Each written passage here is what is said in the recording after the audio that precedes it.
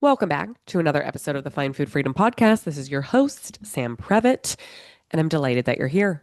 Today, we're going to talk about my relationship with movement. And for any of you who have a funky relationship with movement, which chances are, if you're here, you probably fit into that category because when we have a funky relationship with food or our body image, movement so easily gets tied into that because movement and fitness and exercise is such a part of diet culture. It's like this extension of diet culture. So we are going to talk about that today because I actually joined a gym this morning. I have not gone to a gym in, I don't know, years, definitely over a year, since before this morning. And so I want to talk about it. I want to talk about the why. I want to talk about the intention. I really want to talk about it because I think this is a lot of things that people can resonate with, and I think it can be helpful. Before we get into that, two things. One, I'm wearing overalls right now. Why on earth did no one tell me that overalls are so freaking comfortable? Why are we wearing jeans when we could be wearing overalls? I'm not a farmer.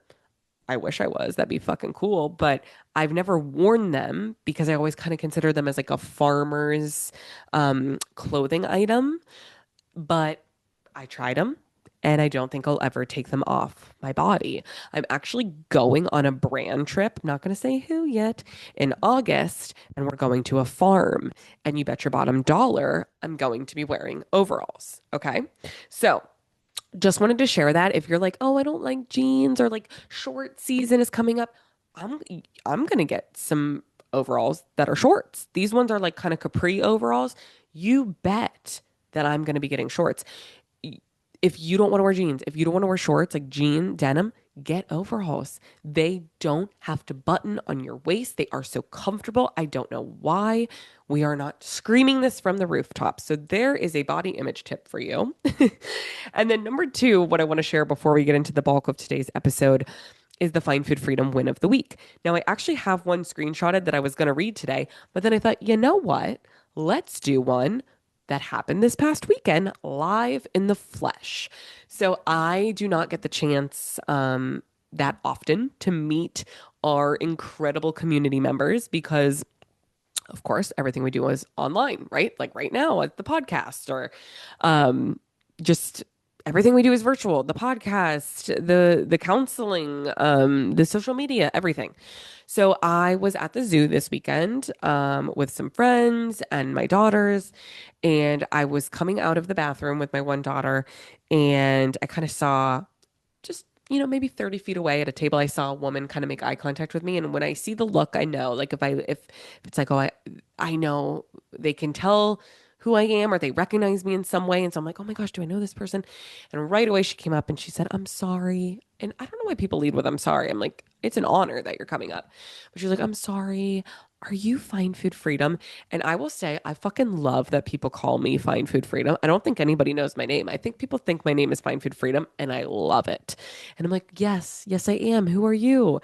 Um, but it was just so cool. She was a local mom, has very similar kiddos my age, and was just so grateful and for our content and the messaging that we put out there. And I love meeting people in real life because it reminds me that there's people that are impacted by our content. And I know that sounds silly because it's like, yeah, of course they are. But for me, like I'm talking to my computer screen right now. I talk to my phone a lot.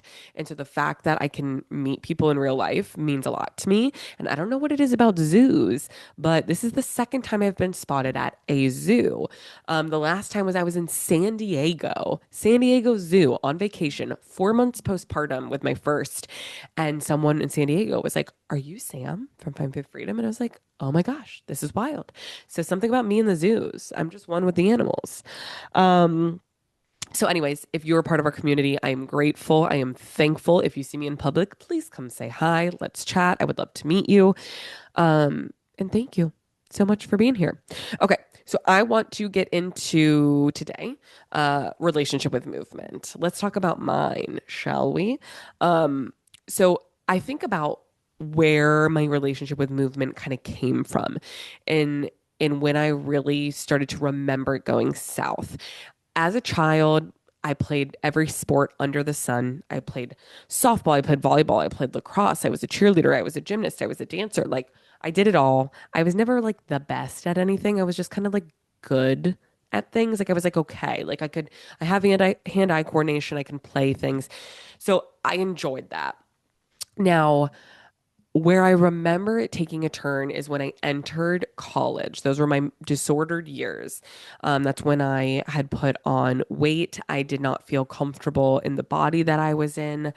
I was extremely fat phobic in my belief systems. My whole life was very weight centric. And I thought that, like, studying to be a dietitian, I had to be thin and all of this bullshit. And I have like, I was also, engaging in completely horrible eating patterns of restricting myself of carbohydrates and then binge drinking and binging on carbs when I was drunk and all of the things. And so I remember um so many times in college I have like vivid memories of going to the rec center and going on the treadmill, or more back then it was the um what is it called? Oh, the elliptical or the arc trainer. The arc trainer is the one that's like you almost like it's the elliptical is more of like a circular motion. The arc trainer is like back and forth. And I remember just going on those for hours and like watching the calorie count, like, and I couldn't get off until I burned a certain amount of calories. And like the the intention behind my movement was solely to shrink my body to punish myself for what I ate or drank. Like there was no joy in that movement. Okay. And that's where it became this slippery slope of movement, which used to be sports or basketball or volleyball or fun, wasn't fun anymore. It was solely to burn calories or to burn what I ate. And that's where that kind of disordered relationship with movement started.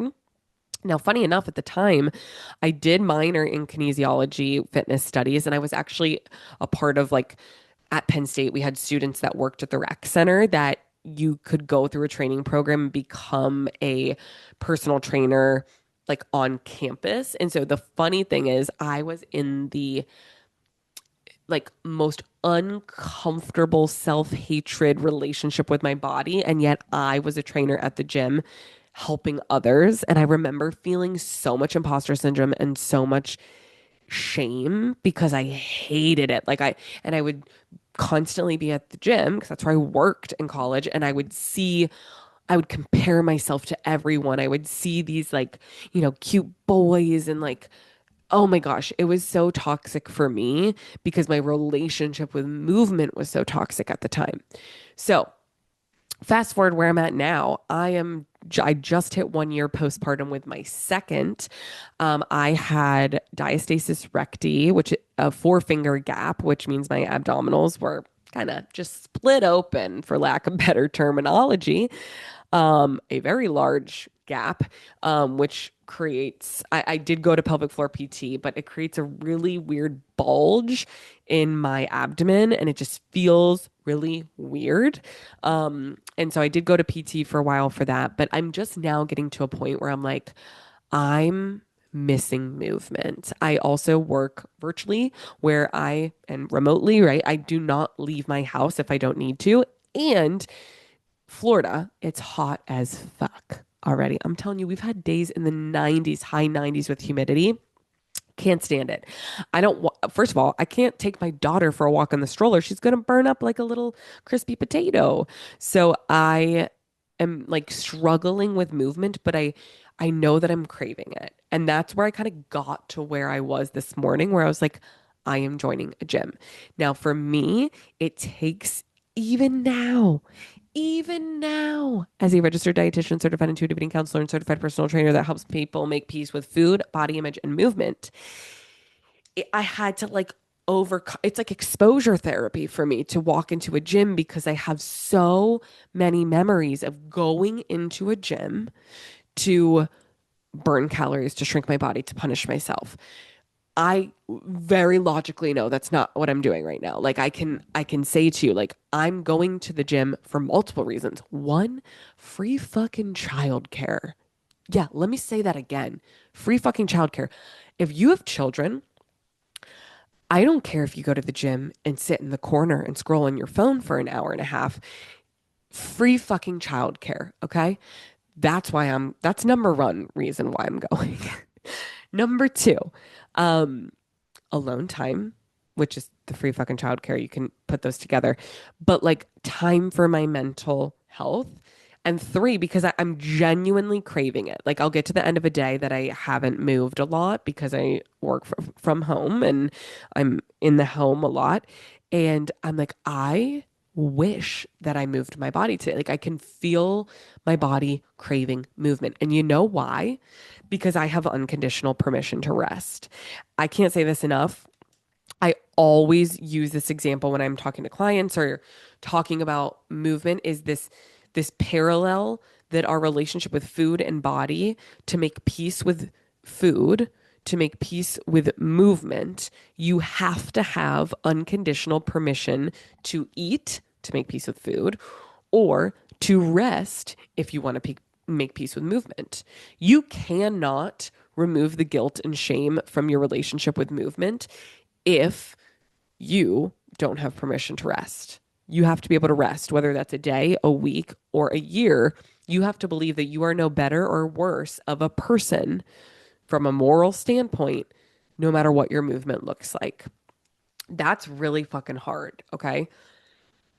And it's something that I have worked on for a really long time, but I know I have given myself years of a sabbatical and rest that I'm allowed to rest. I trust that. I believe that. And I've gotten to the point where because I have rested, I know that my body wants movement.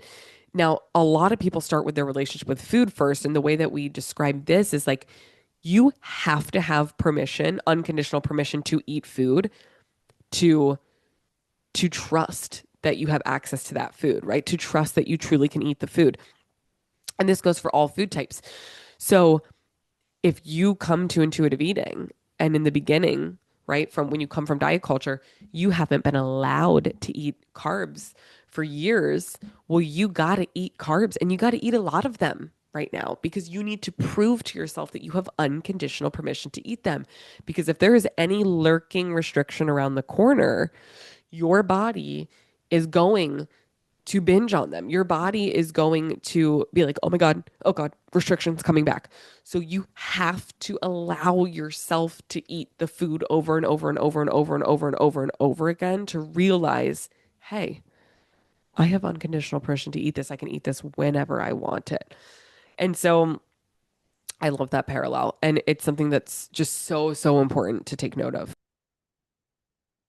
Okay, I feel like I just went on a big tangent there, but let's come back to my story. So, free childcare, alone time, um, but I've been craving movement, and that is the big, big thing that I want you to do right now. I want you to pull out a pen and paper, and I want you to write two things down: intention and fun. Okay, so let's talk about this. What is your intention behind moving your body?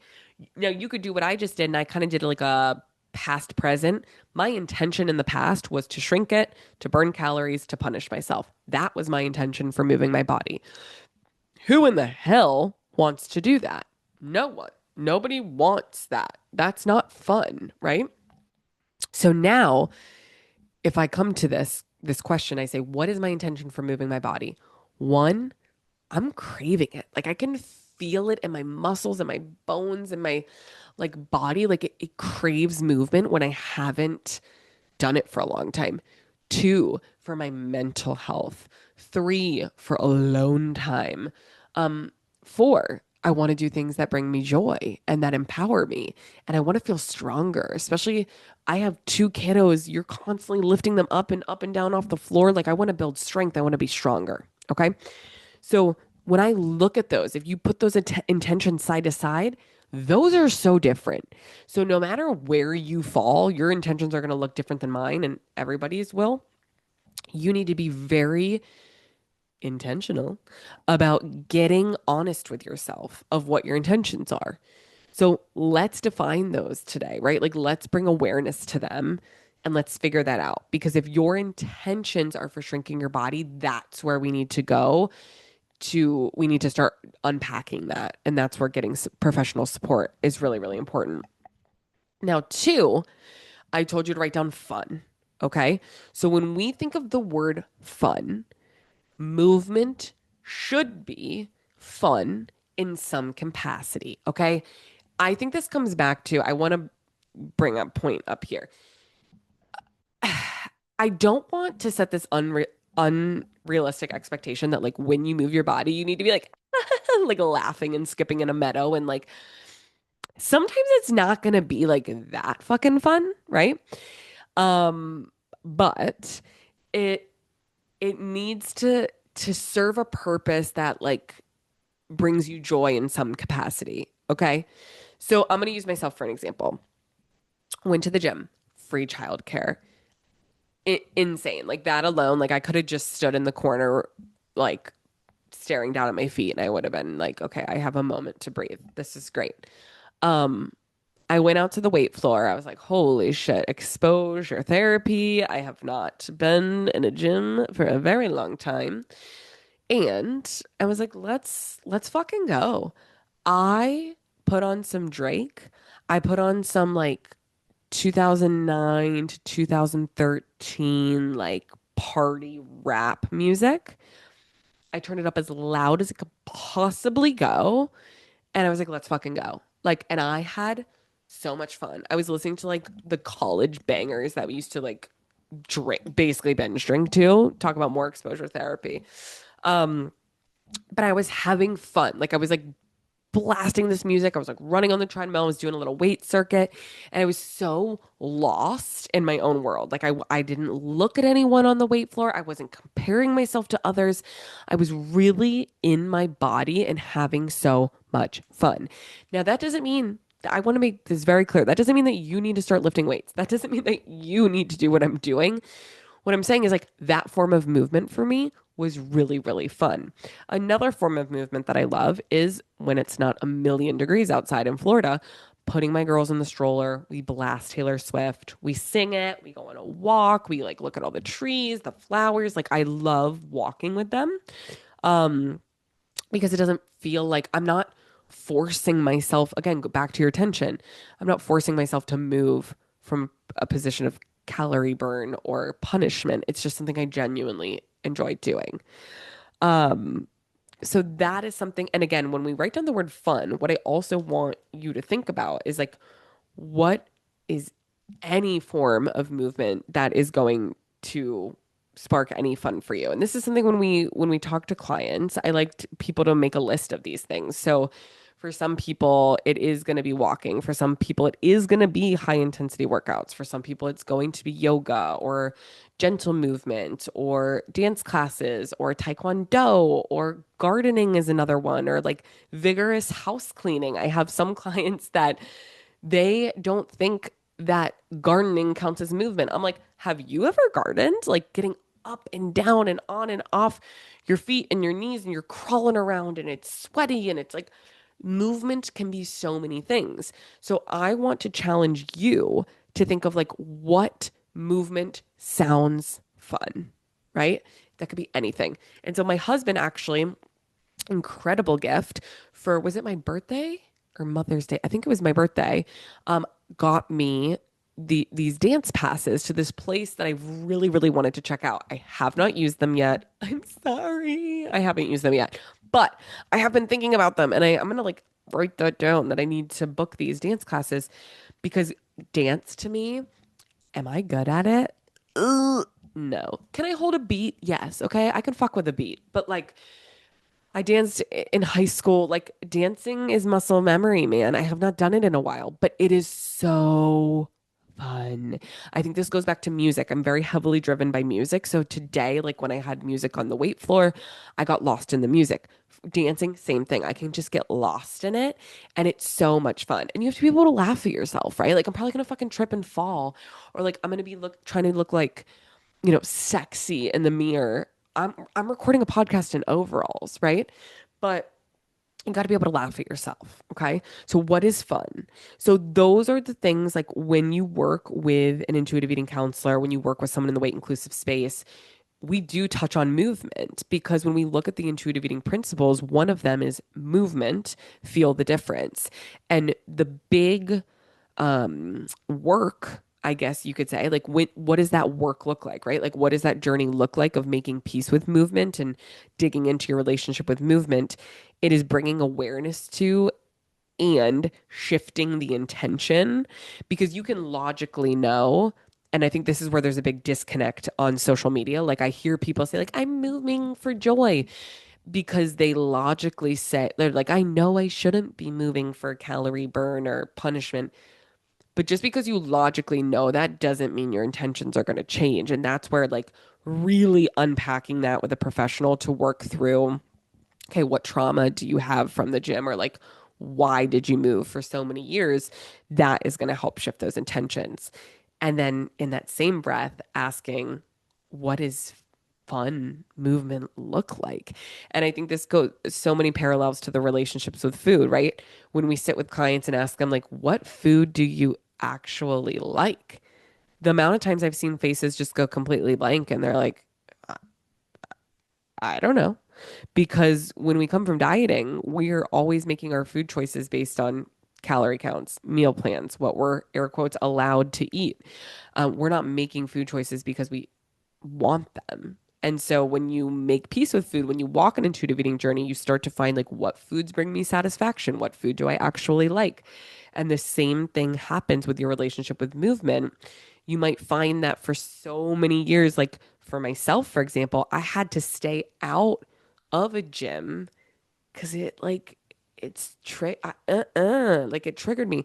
But now today was okay, we're talking one fucking day, so I'll report back in a few weeks. But it was like the first time in a long time I can say like my intention there was completely different. And it allowed it to be fun. That does so like let's give an example for you. If you're a runner, right? Um, I ran like 4 half marathons.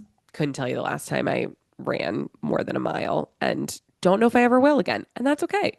But if you're someone who like in your peak of dieting where consider yourself a runner, you might need to take a break from running for a really long time because it's really hard to detach your old intention of calorie burn and punishment and like no pain, no gain and burning to earn your food from something that you used, right? You used running, let's say, to help you do that. It's really hard to just say, okay, now I'm going to run for joy when we weren't doing that before. So I really, if you're listening to this and you're like, oh my gosh, I'm resonating with so much, I've never heard it put in these terms before. I really, really want to encourage you to reach out to get support because this is something, for example, that people don't think about this being a part of the intuitive eating journey, but it absolutely is. It absolutely is. Our relationships with food, body, and movement are so intertwined. They there's so many parallels there, and you can find joy in movement. Absolutely. So I really want to encourage you to get your benefits checked if you have not already. We have a team of 14 registered dietitians, certified intuitive eating counselors who help you make peace with food, body, and movement. And it's covered by insurance. So you can click the link in the show notes below. You can go to any of our social media platforms on Instagram, on TikTok. You can click the link in bio. You can check your insurance benefits and you can see how many free sessions you have with our team. We're licensed in 22 states. If you do not have coverage, we also give a free month of membership to anyone who doesn't have any health insurance benefits. So if you're listening to this and you're like, okay, so you're telling me I either have free one-on-one counseling, yup, or if you don't, then you're going to get a free month of membership, which includes 3 live calls with a dietitian and certified intuitive eating counselor. There is no losing here. We want to help as many people as possible.